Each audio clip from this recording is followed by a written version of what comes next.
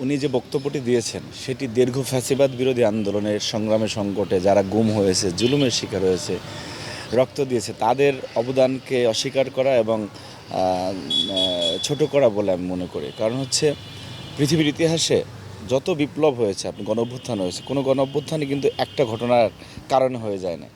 আপনি সেই লিবিয়ার মুয়াম্মার গাদ্দাফিকে দেখেন, বাশার আল আসাদকে সিরিয়ায় দেখেন, অথবা জিম্বাবুয়ের রবার্ট মুগাবে দেখেন, প্রত্যেক কেউ 53 বছর লেগেছে, কারো 37 বছর লেগেছে, কারো 27 বছর লেগেছে পতনের জন্য।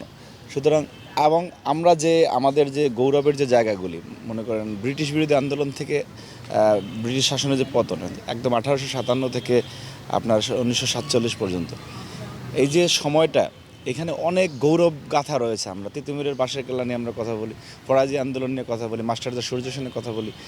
এরা তো আমাদের জাতীয় জীবনের বীর। এখন আপনি যদি বলেন যে আপনি এই যে 190 বছর যারা ব্রিটিশ বিরোধী আন্দোলন করছে তারা ব্যর্থ, তাহলে তো আসলে এইটা একদম অর্বাচীন কথাবার্তা।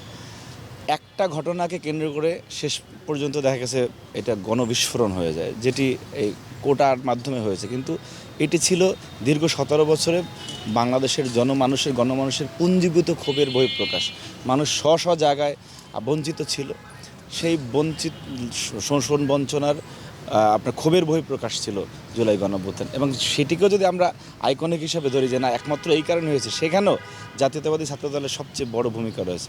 ছাত্রদলের সবচেয়ে বেশি শহীদ হয়েছে, ছাত্রদলের সবচেয়ে বেশি ইনজুর্ড হয়েছে, ছাত্রদলের সবচেয়ে বেশি ওই সময় গ্রেপ্তার হয়েছে, নিপীড়িত হয়েছে। সেই কাউন্টার টেররিজম এবং ডিবি অফিসে যে নির্মমতা, সেই শব্দ এখন আমাদের কানে বাজে।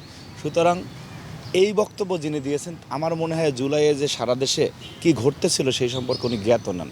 একটা গণঅভ্যুত্থান এবং হাসিনার মতো এরকম নিকৃষ্ট ফ্যাসিজমের পতনটা শুধুমাত্র বিসিএল মিটিংয়ের কারণে শাহবাগে জড়ো হওয়ার কারণে হয় না। এই জন্য অনেক কিছু করা লেগেছে। সেইগুলি অনেকে বলে মিডিয়ার মাধ্যমে দেখা গেছে ইতিহাসের একটা জায়গায় থাকতে চাচ্ছে না। বাস্তবতা হচ্ছে এই বক্তব্য দিয়ে সে জুলাইয়ের প্রকৃত অর্থে যারা জীবন দিয়েছে, যারা রক্ত দিয়েছে, সামগ্রিকভাবে তাদের এই অবদানকে আপনার অবদানের প্রতি এক ধরনের জুলুম করা বলে আমি মনে করি।